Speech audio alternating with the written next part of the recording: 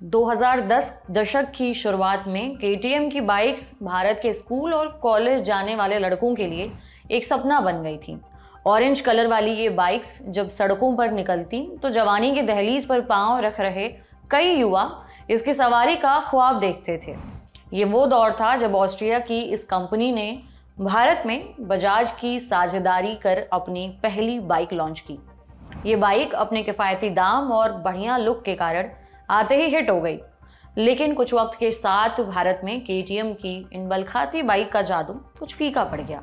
इसकी कई वजहें रहीं, लेकिन अब खबर है कि बजाज ऑटो ने केटीएम को खरीदने का ऐलान किया है। ये डील कितने में हुई है, फिलहाल केटीएम में बजाज की कितनी हिस्सेदारी है, बजाज के कब्जे में आने के बाद क्या केटीएम फिर से पुराना रुतबा हासिल कर पाएगी, बजाज को इससे क्या फ़ायदा होगा और केटीएम को खरीदने को लेकर बजाज की पूरी प्लानिंग क्या है, इन तमाम सवालों पर बात करेंगे। हेलो, मेरा नाम है उपासना और आप देख रहे हैं ललन टॉप का डेली फाइनेंशियल बुलेटिन खर्चा पानी। Brought to you by Sonata and Sharda University.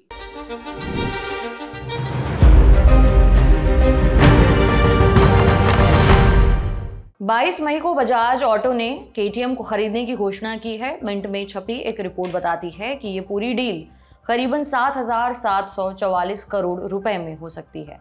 पिछले साल बजाज ने केटीएम में 200 मिलियन यूरो का निवेश किया था।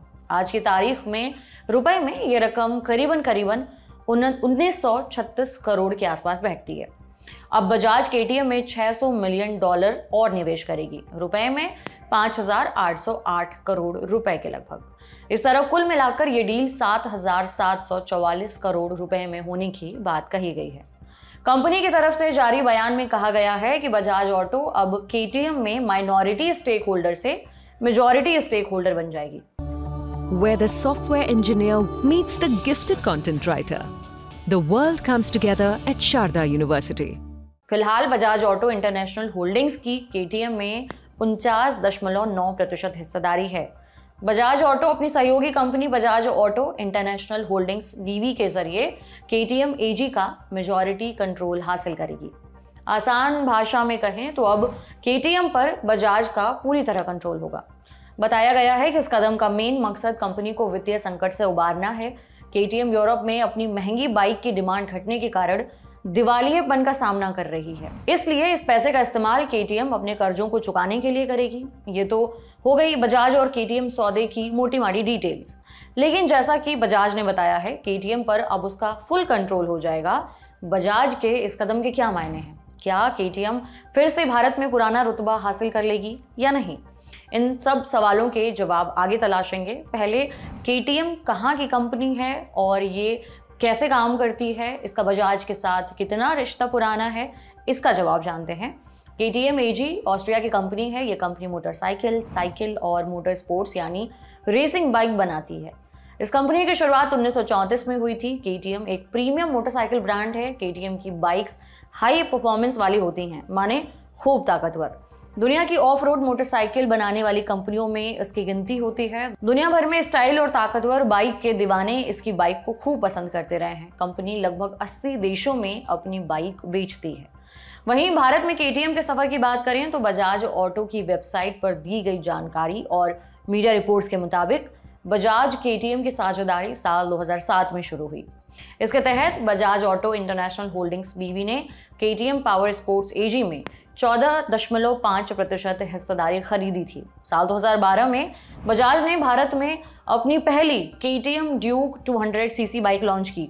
इस बाइक को नई दिल्ली के ऑटो एक्सपो में लॉन्च किया गया था। ये bike 200 CC liquid cooled engine, शानदार डिजाइन और किफायती कीमत के चलते आते ही मार्केट में छा गई। इस बाइक की एक्स शोरूम कीमत 1,20,000 रुपए थी।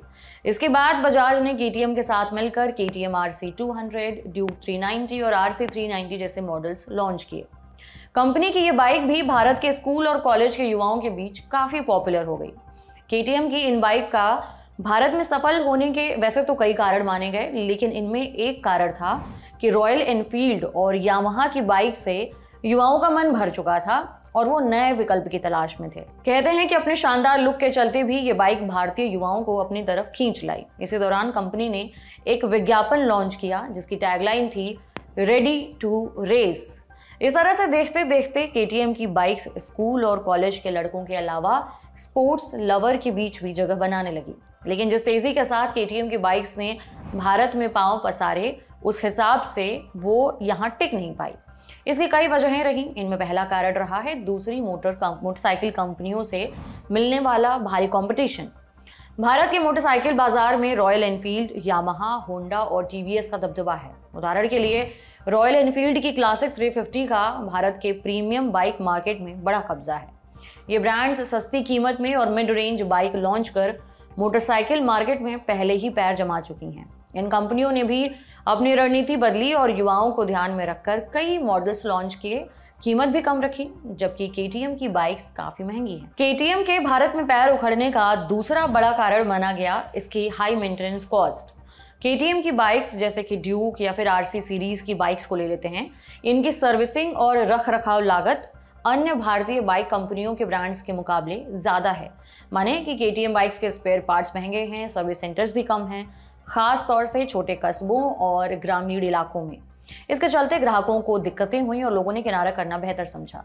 भारत में KTM के तेजी से विस्तार न कर पाने का तीसरा बड़ा कारण रहा कि कंपनी ने खुद को महंगी बाइक तक ही सीमित रखा और मास मार्केट से दूरी बनाए रखी। KTM ने खुद को रेसिंग और स्पोर्ट्स बाइक पसंद करने वाले लोगों तक सीमित कर दिया। हालांकि KTM ने 125 सीसी और 200 सीसी सेगमेंट में कोशिश की, लेकिन तुलनात्मक रूप से भारतीय कंपनियों के मुकाबले इन बाइक्स की कीमत काफ़ी ज़्यादा थी।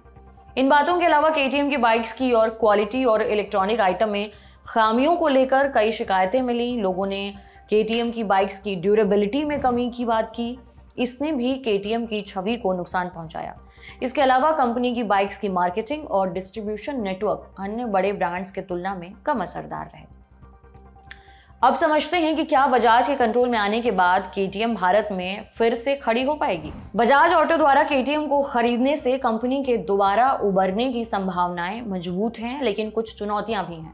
पहले KTM के भारत में उभरने पर बात करते हैं। जैसा कि बजाज ने बताया है कि KTM पर अब बजाज का कब्जा होगा। इस तरह से बजाज का साथ मिलने से कर्ज के चलते दिवालियेपन से जूझ रही KTM के सामने पैसे की दिक्कतें नहीं होंगी।